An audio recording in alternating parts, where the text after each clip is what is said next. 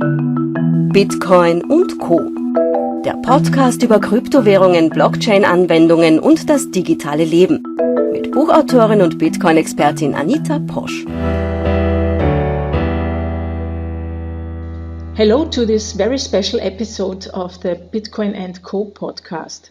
Why is it so special? It's because of our guest. It's Saifedean Ammous. He's the author of The Bitcoin Standard, a book about the history of money, Austrian economics, and the reasons why Bitcoin is superior to other forms of money tried in the past. Saifedean makes a compelling argument for why Bitcoin is so special. It's not a technical book from a developer's point of view. It's more a book that explains Bitcoin in combination with its economical and technical foundations. As one of his Amazon customers writes in his review, if you ever considered getting into Bitcoin, if you never have heard of Bitcoin, if you are a long-time holder of Bitcoin, this book is for you.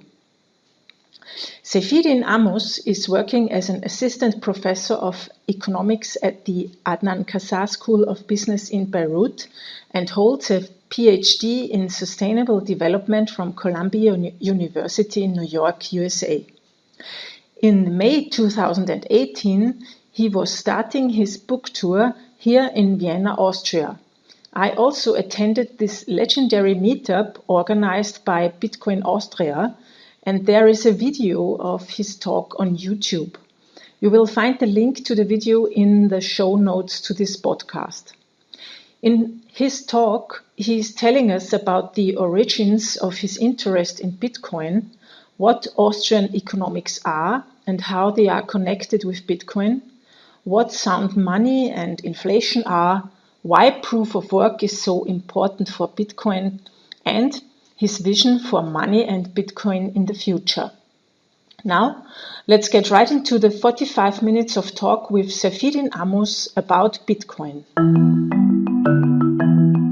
Dieser Podcast wird freundlicherweise unterstützt von Coinfinity, einem österreichischen Bitcoin-Broker und Kompetenzzentrum für Blockchain-Lösungen. Kaufen Sie Bitcoin, Ethereum, Litecoin und Dash über die Website von Coinfinity oder auch in jeder österreichischen Trafik über das Gutscheinprodukt Bitcoin Bon. Coinfinity bietet auch die sogenannte Bitcoin-Wertschrift an, physische Bitcoins, die eine langfristige und sichere Aufbewahrung ermöglichen. Weiters berät Coinfinity Unternehmen bei der Nutzung von Kryptowährungen und der technischen Abwicklung von ICOs. Kundenberatung wird bei Coinfinity großgeschrieben. Rufen Sie einfach an, kommen Sie im Office in Graz vorbei oder besuchen Sie Coinfinity unter www.coinfinity.co. So, hello. Thank you very much for taking the time to have a chat with me and the listeners of my Bitcoin and Co podcast. You are the author of The Bitcoin Standard, a book that is highly appreciated in the community of Bitcoiners. You are also an assistant professor of economics at the Adnan Kassar School of Business in Beirut, if that's right. And you hold a PhD in sustainable development from Columbia University in New York. So it seems that you are traveling a lot and living also abroad and studying abroad. But I think you originally come from Beirut. Where are you living and working? And now it seems you are in the US. Yeah, no, actually, originally I grew up in Ramallah in the West Bank in Palestine. Okay. But I did my undergraduate in Lebanon in Beirut, and then I studied for my PhD in New York, and I went back to Beirut, where I've been working for the past 9 years, teaching economics at the Lebanese American University. So now it's summer, the perfect time for grilling. You said on your Twitter account, I've seen that you like to grill a lot. What's the thing with grilling? Well, I mean, I've always enjoyed grilling since I was a child, and just keep on getting more interested in it and more involved in it. But the funny thing is that within the Bitcoin community, this is becoming a pretty common thing, and I think it's not entirely a coincidence. It's not only a joke. I think once you break out of the conditioning when it comes to economics and what your university tells you must believe about economics, it becomes straightforward to break out of the conditioning on other things, particularly nutrition. And it's, just like in economics, they tell us you need to listen to your government and use your government money because government money is the best. They also tell us to listen to their nutrition advice, which has been telling us to eat 6 to 10 ratios of grain per day, and that you should avoid animal fats, and that you should avoid animal red meat, and that red meat causes cancer, and all of this stupid nonsense that government scientists continue. Well, I wouldn't call them scientists. Government employees continue to repeat. And in fact, it's almost as it is probably as liberating and as mind-blowing as Bitcoin. Once you try doing the exact opposite of everything that your government nutritionists tell you, is stop eating grains and sugars and instead start eating meat. And specifically within Bitcoiners, there's a growing movement of Bitcoin carnivores who eat only meat and meat only. And I'm not a doctor, and I'm not telling you to do this and try it on my responsibility. You do your own choices.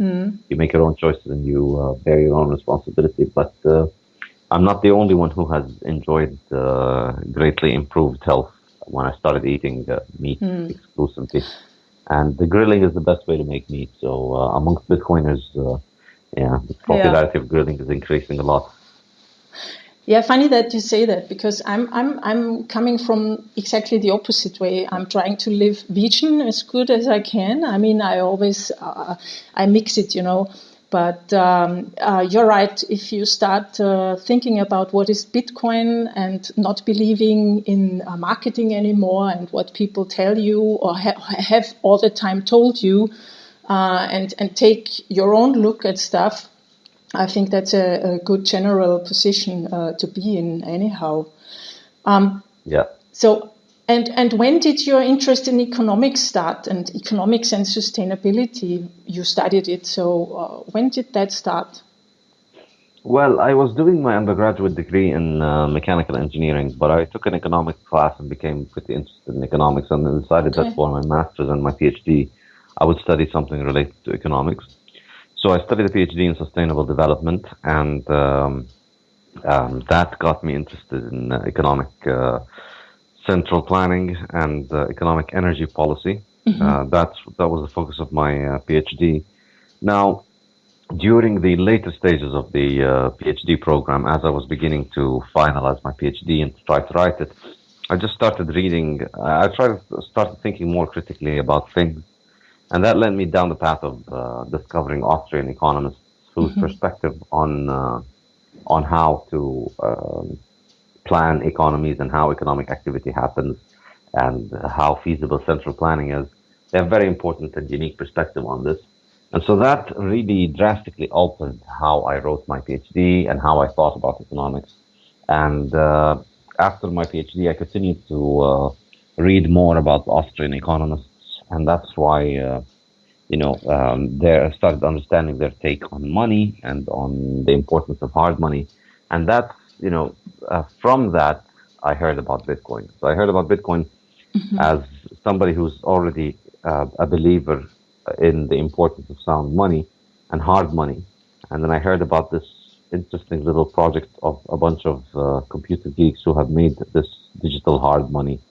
I don't even remember when I first heard about Bitcoin, but I was pretty skeptical of it for quite a while because I'm not a programmer, I'm not a cryptographer, and it took me a very long time to be able to understand just how reliable, how unkillable this thing is.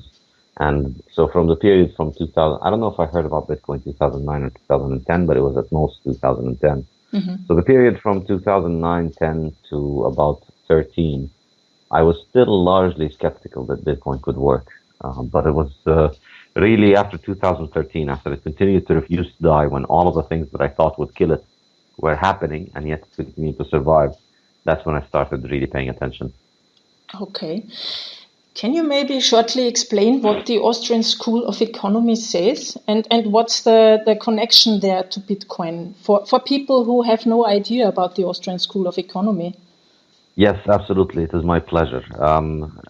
The Austrian school is, if you look back to the late 19th century, there were three main economic schools across Europe. This was the British school, the Austrian school, and the Swedish school. Now, and there wasn't very much. There were differences between them, but these were the three main schools of thought at that time. Now, after World War One and World War Two, things changed, and effectively only the British school is the one that is taught in American and global universities all over the world. The Austrian school, you could say, was founded by economist Karl Menger. He wrote a Principles of Economics textbook in 1870, and he was the one who came up with the concept of marginal analysis, which is a hugely important development in economics, not just in Austrian economics, but all economics today is marginal in its analysis. And I think that's probably a little too much to get into now, but your readers can read about it. It's pretty straightforward if they're interested in reading about marginal analysis and its importance. Okay. So after that, after Menger, his students Eugene Bomberg and Ludwig von Mises were continued to work and produce more research on this. The difference between the Austrian school and what came to be popular across most of the world today, which is effectively British and Keynesian economics, is that the fundamental difference is that Austrian economics starts from the starting point that all value is subjective.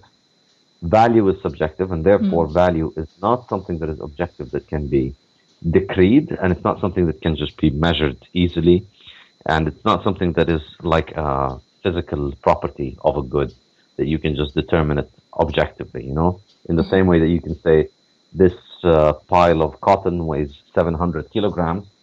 You can't say that this pile of cotton is worth $700. Value is always subjective. It depends on the person making the valuation. So from this really flows the notion of methodological individualism, the idea that you can't really analyze economics outside of analyzing individual choices and individual actions, because it's the mind of the individual that decides on the value, and it's the mind of the individual that is going to make the trade-offs with any particular economic decision. And it turns out that this was a much better way of doing economic analysis than others.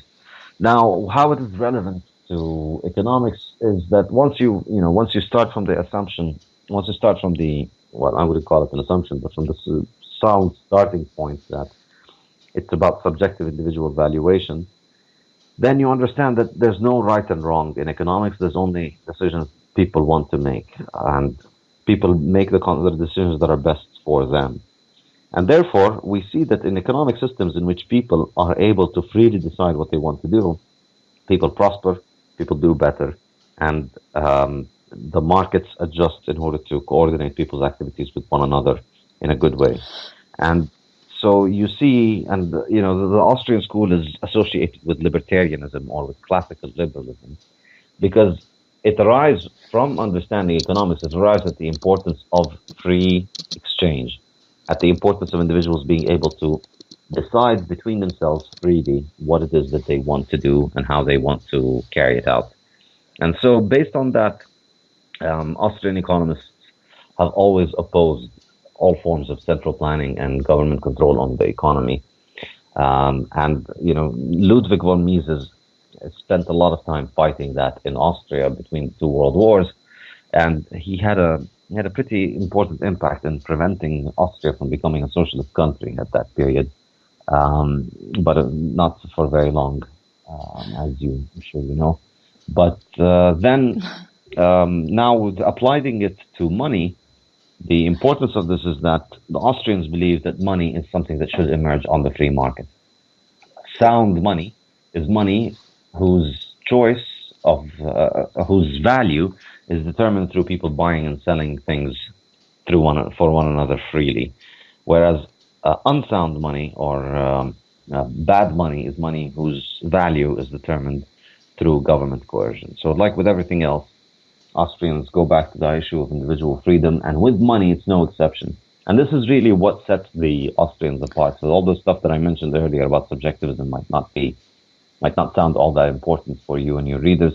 But really, what really matters is the issue of money. Austrians believe a free market is capable of providing a modern economy with money simply by people choosing the money that they want, and its value emerges on its own. Keynesian economists, statist economists, government economists, central bank economists all think that without the government there to provide us with money, bad things would happen or we wouldn't be able to have money. So this is how it's relevant to Bitcoin, in my opinion. Yeah. Do you have any example for a country or an economy that works like that?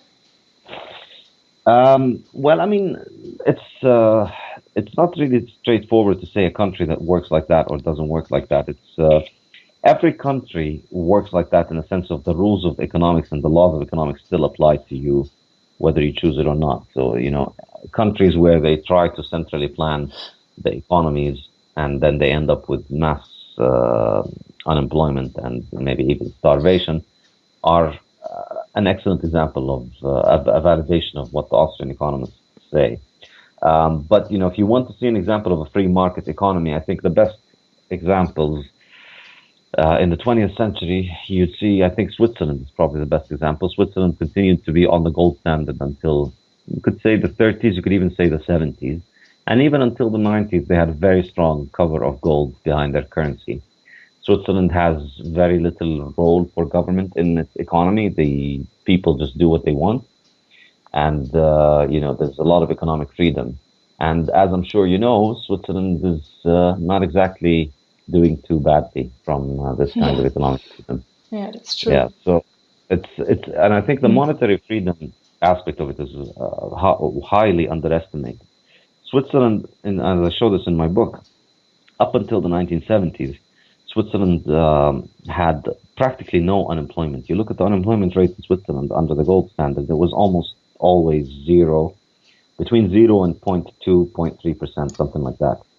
Only after they moved away from the gold standard in the 1970s and started following Keynesian monetary policy, of expansionary monetary policy, did you start seeing the regular increase in unemployment. Only then did unemployment go up over 1%.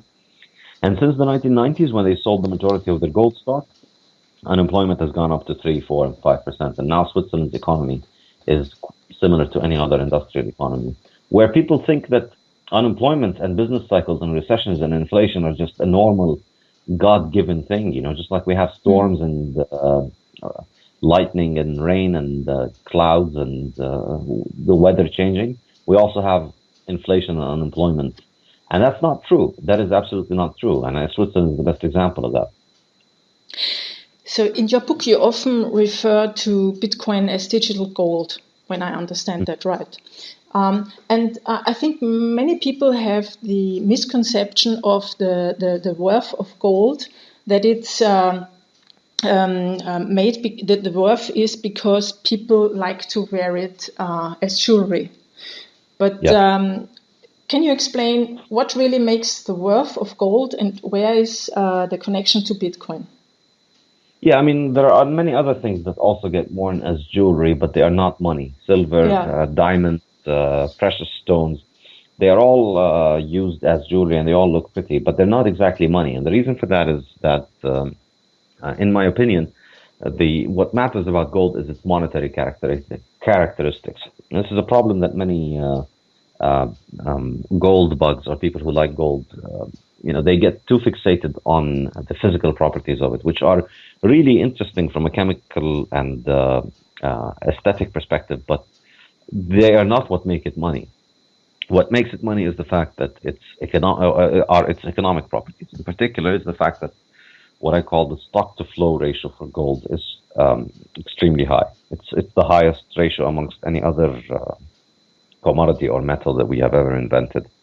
And that specifically refers to the hardness of money. In other words, and I describe this in detail in my book, anything that people are free to choose anything they want as money. But the problem is that if they choose something that is easy to produce, then others will produce more and more of it, which will increase the supply, which will bring the price down. Therefore, your choice of money ends up costing you because you stored your wealth in something, the value of that thing went up, but then when others produce more of it, they are able to decrease the value of the things that you have simply by producing things outside. So therefore, anybody who ends up using something that is easy to produce as money will just witness their wealth disappear. On the other hand, people who produce things that are who use things that are hard to produce as money will instead find them easier to keep their wealth, will find it easier to keep their wealth in it. If it's hard to make things, then it becomes easy for you to store your wealth in it. And so gold was the hardest metal that we had ever invented in terms of its production. It's very rare in Earth. It's very hard to find. It's very expensive to mine. And no matter how much we find, even if we spend a lot more resources on digging for gold, it's very hard to increase the supply in any meaningful way because the fact is that gold does not grow in. So we've been accumulating gold for thousands of years, and any new amount of gold that we add to it through production today is not really going to make a huge difference on to the global stockpile of gold that exists, right? Because we've been piling up gold production for thousands of years and nothing has been lost from that gold. Whereas with all other metals, the current stockpile is just the production of the last few years. All the old production has corroded or rusted or been destroyed in one way or the other. So as a result of this, gold ends up with what I call the highest stock to flow ratio. In other words, the stockpile that exists today is highest compared to the flow or the new supply that is being produced this year.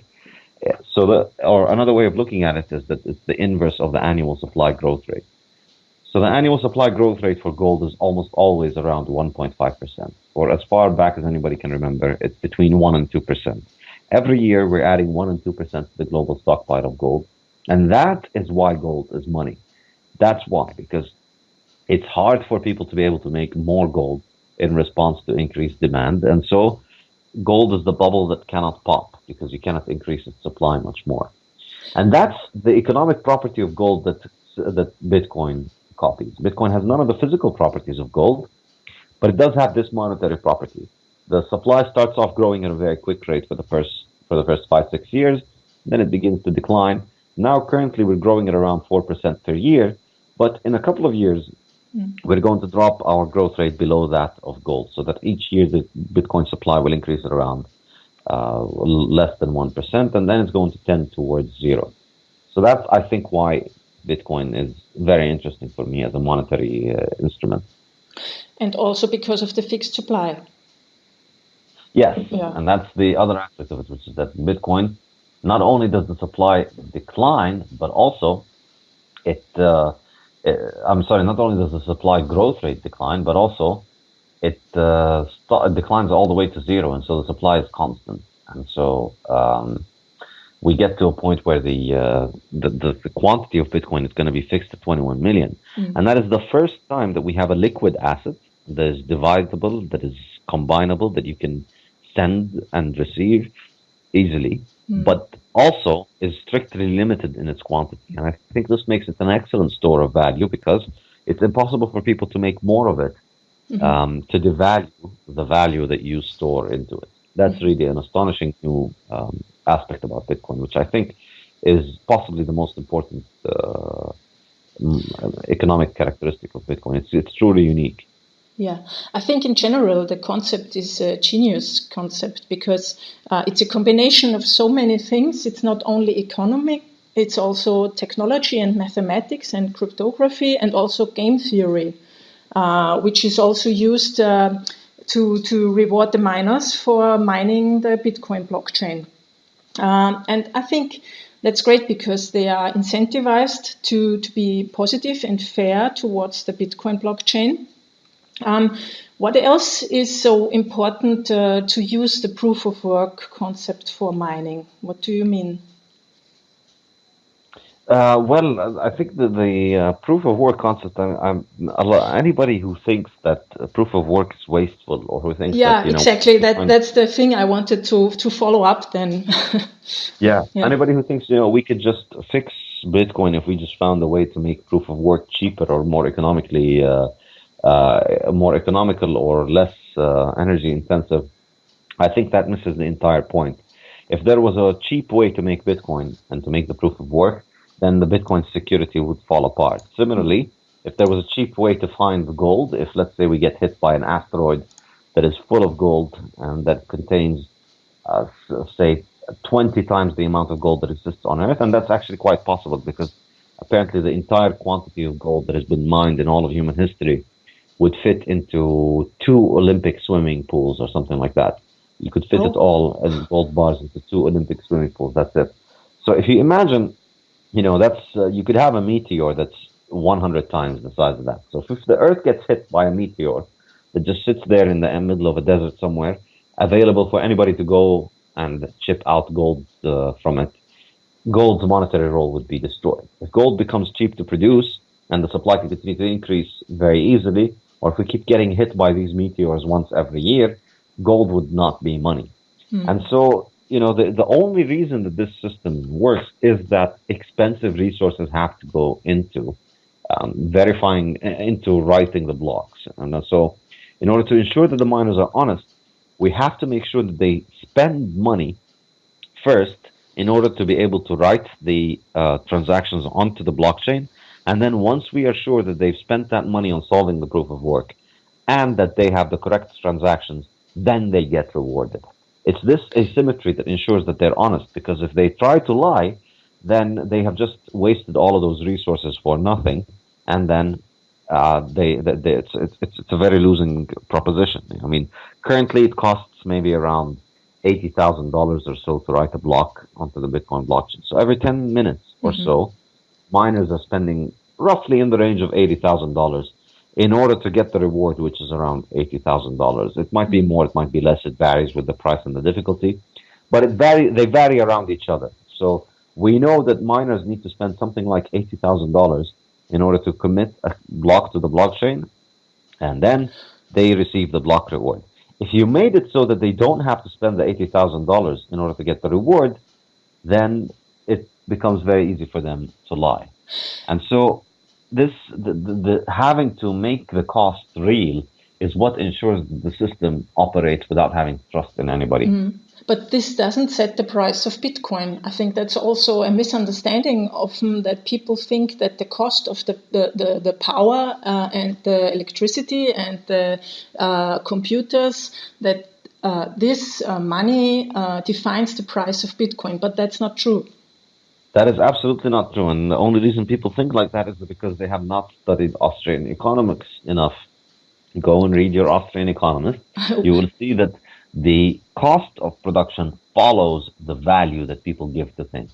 The reason that diamonds are expensive, or the reason that Bitcoin is expensive, is that people value it. Because people are willing to pay $8,000 or $6,000 for a Bitcoin, that's why miners are willing to spend up to $6,000 making a Bitcoin come out every day. So that's what makes the cost of production expensive. It's because people value it. It's not that we spend a lot of resources on it, and therefore that means it's valuable. Because you could spend $10 million. The favorite example that the Austrian economists give is a mud pie. If you go and you spend your entire day baking a pie made out of mud, just because you spent an entire day behind it doesn't mean that people will pay you the wages that you think you deserve for them.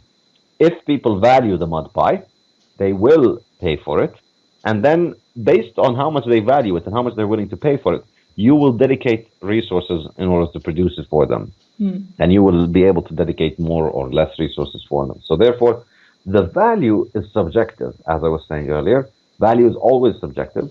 And the cost of production follows the value. So the reason people are spending a lot of money on making Bitcoin is that people value it that much. So we always have the criticism in papers, and people tell me also, one transaction is so environmental, so bad for the environment, like driving 900k with a diesel car. You are an academic in the field of sustainability, but nonetheless, you are a Bitcoin fan, a Bitcoiner. And I think compared to other forms of money or producing money or producing gold and storing gold, producing Bitcoin is not so wasteful or need so much electricity. What do you think of this?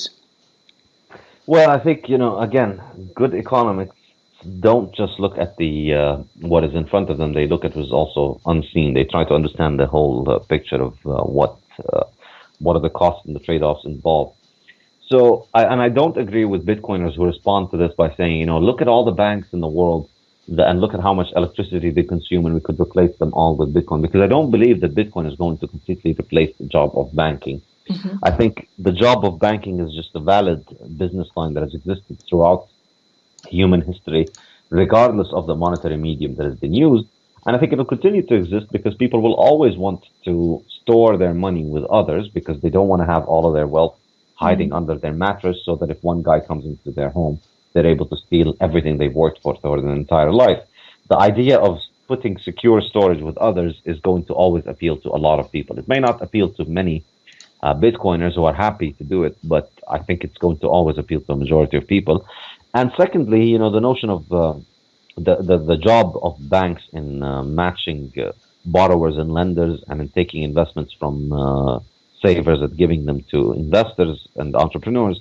This, I think, is an enormously important job in a modern capitalist economy, and it will survive. So, what we want to think about when we're discussing Bitcoin's energy consumption is, what is the alternative really? What are the alternatives? What is Bitcoin really saving us from with this energy consumption? In my opinion, as I said, it's not the buildings of the Federal Reserve and the central banks. What Bitcoin allows us to do by utilizing electricity for energy consumption is to make monetary policy free of human control, free of political control, completely independent from politicians. And I think, once you understand what the cost of having central banks controlled by governments has been, then there is absolutely no chance that you think any amount of electricity is too much for Bitcoin. The reason having central banks control the money supply is why we've had wars in the 20th century lasts for so much longer than previous centuries, as I mentioned in my book. Having central banks control it is why today we have Venezuelan hyperinflation. It's why we have Zimbabwe hyperinflation. It's why we have the U.S. government able to launch wars all over the world without having to worry about it. Think about, my favorite example is to think about the Iraq War in 2003, when I think it was Paul Wolfowitz or one of these neocons who went in front of the Senate and said, the whole war should cost maybe $1 billion to $2 billion, and it will pay for itself over time. Now, 15 years later, we know that the war has cost somewhere between $1 and $2 trillion, so 1,000 times the amount of money that liar had said it cost. But that is only possible in a system in which money is easy, because in that sort of system, the war starts, and then the government just essentially prints the money that is necessary to finance it. Of course, it's not printing; it's more complicated than that. But the central bank provides the government with the liquidity that it needs. Citizens are only going to get the bill many years later in terms of inflation and in terms of the recessions and the business cycles that they go through. So imagine if the American government, if the neocons had gone to the American people and told them, we want to bring democracy to Iraq and it's going to cost us $1 to $2 trillion, and we need you to pay upfront so that we can arm our soldiers. What would have happened then? Almost certainly, not almost certainly, certainly, there's no chance that Americans would have paid that amount of money out of pocket. This is what hard money allows us to do. It allows us to always have accurate accounting of the costs and benefits, because nobody can cheat the system by printing money. Nobody can just cheat the system, print money, and then finance their operations. Every government, every individual, they have a very clear idea about the costs and the revenues of their actions, and that honesty is very, very valuable. And if we had that, we'd be rid of hyperinflations and all of the terrible damage that they're doing, which you can see in Venezuela today. We'd be rid of a lot of the wars. I'm not saying we would not have wars, but wars will be very, very different. If you read about wars in the 17th, 18th, and 19th century, kings were very much more careful about not launching wars that were unnecessary. They were much more careful about not getting into expensive conflicts. wars were resolved quite quickly because if you started running out of resources, then you got into deep trouble and you could lose your crown. Mm-hmm. But how do you see the way to this point? Because I've lost a lot of trust in society and my people here in Austria, for instance, because they voted for a very right-wing government. But still, there's no uprising. People are still doing their jobs, doing their things. There's a little bit of protest, but nothing really. So how do we get there to this point that people realize how freeing and how potentially, let's say, a good Bitcoin system like Bitcoin could be for us as a whole? Well, the good thing about Bitcoin is that, I generally am not a fan of politics in all shape and form. I think politics is just a very, very stupid way to waste your energy. And it's completely counterproductive. Nobody gets what they want. And really, you're an individual in this life, and you will only ever succeed in doing things that concern you as an individual, not if you're trying to control others and have others control you. So I think voting in general and democracy are just completely counterproductive and very destructive ideas. I don't think that you're ever going to get good change out of this. And, this might sound crazy, but if any of your readers is interested in learning more about it, I highly recommend a book by a German economist called Hans Hermann Hoppe. And the book's title is Democracy, the God That Failed. And we all grow up thinking of democracy as the nicest thing imaginable. Democracy is like apple pie and motherhood. It really isn't. If you think about it critically, if you think about what are the costs and the benefits of democracy, it's not been fun. It has not been a good thing for humanity over the last 100 or so years. And the good thing about Bitcoin is that it does not rely on that. It does not rely on any voting. And Bitcoin is economic reality. The way that I see it, if Bitcoin continues to operate successfully, which, it might not, but if it does, if it continues to operate successfully, it will continue to maintain its scarcity and it will continue to clear payments around the world. And I think it's going to impose itself that people will use it not because they agree with its political philosophy, but because they are economically self-interested. People will want to have a store of value that can allow them to hold wealth into the future. And over time, more and more and more are going to realize that Bitcoin is the best for doing that because of its scarcity and its neutrality. And so I believe that, economic reality does not need you and me to impose itself. So similarly, we don't need to be organizing political parties and running elections for Bitcoin. Bitcoin is big enough to take care of itself. And to go back to your original question, the key thing that I try to emphasize in my book, if you read the subtitle of my book, it says the Bitcoin standard. The subtitle is the decentralized alternative to central banking. Bitcoin is not here to replace banks, as I was saying. Bitcoin is here to replace central banks and central bank settlement mechanisms amongst themselves and central banks' ability to set monetary policy.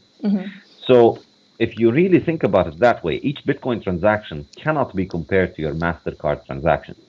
Your MasterCard transaction is just a centralized ledger entry with MasterCard. And, you pay me $10, so MasterCard will take $10 from my account to yours, go through my bank and yours, and they all do all of those things. But for every 1 million or 10 million transactions that that your bank carries out for its customers, at the end of the day or week or month, it will make a settlement payment with another bank that is a final settlement payment, that is money that is going to move irrevocably back, or settlement payments between central banks. This is like the equivalent of moving gold in the gold standard. This is what Bitcoin transactions can be compared to.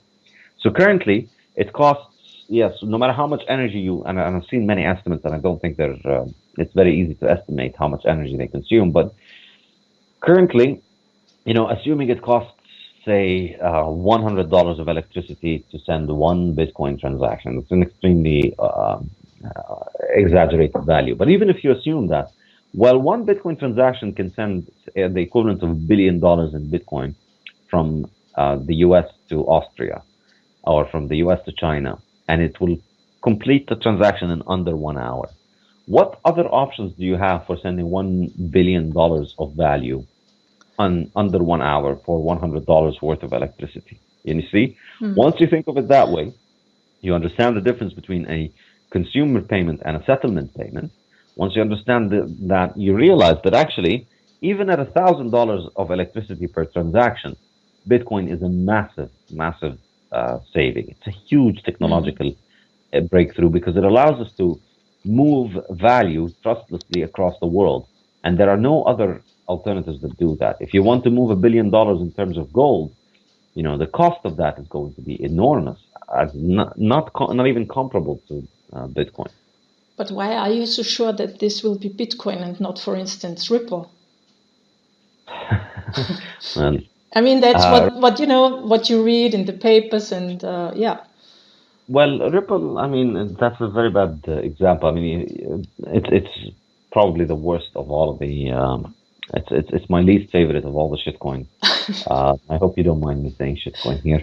But I mean, Ripple is just a centralized data ledger entry at the offices of some startup. So effectively, we're going to have the entire global monetary system settling through Ripple. Then we have just decided to put this startup made up of a bunch of shady characters who had been part of other shady startups before. One of the founders was part of Mt. Gox, and we all saw how that worked out. So we're just going to this group of people and we're telling them, hey, you get to be the kings of all of world finance. And so when the Chinese central bank wants to send $50 billion to the US central bank to settle their trade or whatever, they're going to do it through you. And it's going to be done with Ripple. The Ripple are just data entries on their centralized server, and all of their pretenses about being centralized is obviously completely nonsensical. So it's not going to be any of the other coins because they are all centralized. And this is, they all copy Bitcoin's design, or they copy Bitcoin's ritual, or they copy Bitcoin's marketing in order to go around and say, we're also decentralized. And that's really silly. It's because Bitcoin's decentralization is not through its design, which thousands of people have copied. It's through the fact that its design has grown out there in the market, on the internet, without anybody controlling it. And it continues to be operational and it continues to succeed without there being anyone in charge. And I think after 2017, and after all of the drama that we saw with the miners and with the startups trying to fork Bitcoin and failing miserably at it, I think we can conclude quite reasonably that nobody really controls Bitcoin. And it's a very tough claim to make. And it takes you years of observing Bitcoin to be able to believe it. So none of the other coins can even come close to making this. You name whichever coin you want, and I can pick any, and I can find you the people who control it. There are thousands of these coins out there. If you have heard of any particular one of them, the only reason that you heard about it, unlike Bitcoin, which was truly a unique breakthrough, and you heard about it because it was a new breakthrough, all the others, they didn't offer any unique breakthroughs. All the others are just worthless copycats. And so if you've heard about one versus any of the others, the only reason you heard about it is that it has a team of people behind it, marketing it and promoting it. And they're not marketing it and promoting it for fun, or for charity, or because they want to build a neutral global system. They're marketing and promoting it to make money from it. They're spending money on it so that they would get money back from it. And that's what all shitcoins have done. This is the only thing that shitcoins do, and that is enrich the people who produce them. So, none of them is able to perform one single commercially viable thing that Bitcoin does not perform. After all these years, there is no single altcoin that has done anything that Bitcoin cannot do. The only thing that they do is exactly what Bitcoin does. Private key, public key, and then a shared ledger of transactions, and then you get to spend money around. That's it. That's the only thing that they all do. But the other thing that they have is that they have a marketing team behind them, pushing them and trying to get people to buy them and sell them so that they would get rich. It's worked, but this is why, for me, altcoins are so completely uninteresting. They're just, it works like the Madoff Ponzi scheme works. And I don't care about the Madoff Ponzi scheme. I'm not stupid enough to fall for it, and I'm not and I'm not the sort of person who would like to go and tell stupid, greedy people that no, you're being stupid and greedy. Stop being stupid and greedy. You're going to lose it. I've tried doing that, and I realized that the only thing that happens from that is that you just upset people and aggravate them, and that the only way that people will learn is from their own mistakes. So, all of these altcoins are just silly scams, in my opinion. None of them will ever have what makes Bitcoin important, which is the fact that it is completely decentralized and controlled by nobody. Yeah, actually, that's the same as like Andreas Antonopoulos said in regarding Ponzi schemes. He said whenever he tried to tell people that this is not okay, he gets the worst. Let's say, how do you say it? They write him the worst things and say it's not true. And yeah, as long you believe it, and the first people in the row get the money out of it, and they tell the others, then no, it's working, then actually you can't stop that. That's Yes, and sad, people but would much rather hear the notion that they can get rich easily than somebody who tells them, no, you have to yeah. actually work hard in order to get rich. So it's a thankless task being the person who goes around them, which is why the more I think about it, the more I avoid any discussion of altcoins. I mean, on my Twitter, I've now muted the names of all of the all of the most popular altcoins. I'm just absolutely not interested in anything that happens to them. I have absolutely no interest in knowing about it. I have no interest in getting into discussions with the people behind them. And I realize, they want to get into those discussions because the only way that they can have any relevance is to pretend that they are rivals to Bitcoin. And when we as Bitcoiners start talking back to them, to the outsider who doesn't know the difference, it looks like, this is just like you say, Pepsi and Coca-Cola fans fighting with each other. No, Pepsi is better, no, Coca-Cola is better. It isn't like that. Bitcoin is not competing with those things. Bitcoin is completely different from those things. Those things compete with Bernie Madoff and other Ponzi schemes on getting people to invest in them. Bitcoin is competing with the dollar and the euro and the IMF standard drawing rights and gold and all these international currencies for the settlement of international payments. This is really, I think, why it's a complete waste of time to even get into discussions of altcoins. People will learn on their own. So coming to our last questions now, you mentioned Austrian economics before. Which book would you recommend for new people to read, the first reader on Austrian economics? Well, that's an interesting question. I would say if you wanted a comprehensive textbook where you could just read it and learn all of economics from A to Z, the best is still a book called Man, Economy, and State. And it is by Murray Rothbard, who's not Austrian himself, but he was a student of the Austrian economist. He was a student of Mises. This book was relatively recent, and it's written in plain English, so you can just read it and understand it. It's not complicated math, because this is what economics should be. So would be the comprehensive book, but it is pretty long. If you want something that is more of a simple treatment of the same topics, there's an old book called Economics in One Lesson by Henry Hazlitt, which I highly recommend. And it's just small chapters, each one only a few pages long, and it explains some of the main concepts with very simple language and very easy to understand, very intuitive discussion. I really liked that book, and it was one of the first that I read, and it blew my mind. First that I read in terms of Austrian economists. But other than that, in terms of, say, one book that I find really important, I have to pick an actual Austrian, since you're Austrian and we're talking about the Austrian school, and Hazlitt and Rothbard are not. So for an actual Austrian, a brief but very old book by Friedrich Hayek called Monetary Nationalism and International Stability. And this was a book published in the 1930s in which Hayek discusses the birth of what he calls monetary nationalism. The idea that each government now has its own flag and, all of the trappings of nationhood. And you add to that the notion that part of what makes you a nation is that you have your own currency. it sounds almost, for us, the victims of the 20th century, the people who were unfortunately born under this status system, it sounds like it's normal. Every country, you have your flag, you have your football team, you have your song, and you have your currency with your king or your president's picture on it. And that's not how the world has always existed. And if you look at the turn of the 20th century, this did not exist. The whole world was on the same money, which was gold. All over the world, gold was money. And different currencies were just different weights of gold.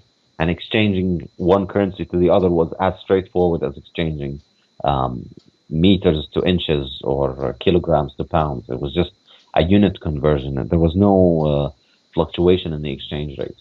Once we moved to this current system of monetary nationalism, Hayek shows you how disastrous this has been, how problematic it is, and he was talking in the 1930s, and you can see the problems unfolding over the next 80 years from that. And I think Bitcoin is an excellent book, is an excellent technology to fix that.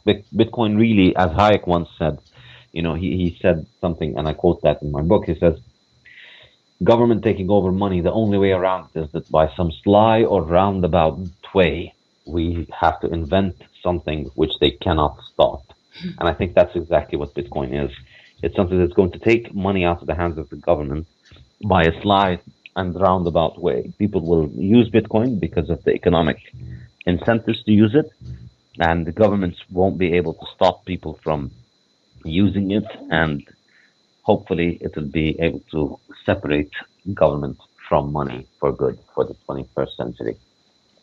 Yeah, thank you very much. I mean, I highly recommend the Bitcoin standard, of course. Is there also a German version of it, or will there be one? So far we haven't. The book is published by Wiley, so if any of your readers are interested in getting it published, they would have to get a publisher in Germany or in the German country that would buy the German rights from Wiley. So far we've got translation rights for Spanish, Vietnamese, Chinese, and Russian. Those are the 4 languages that have bought the rights for the book, but not for German.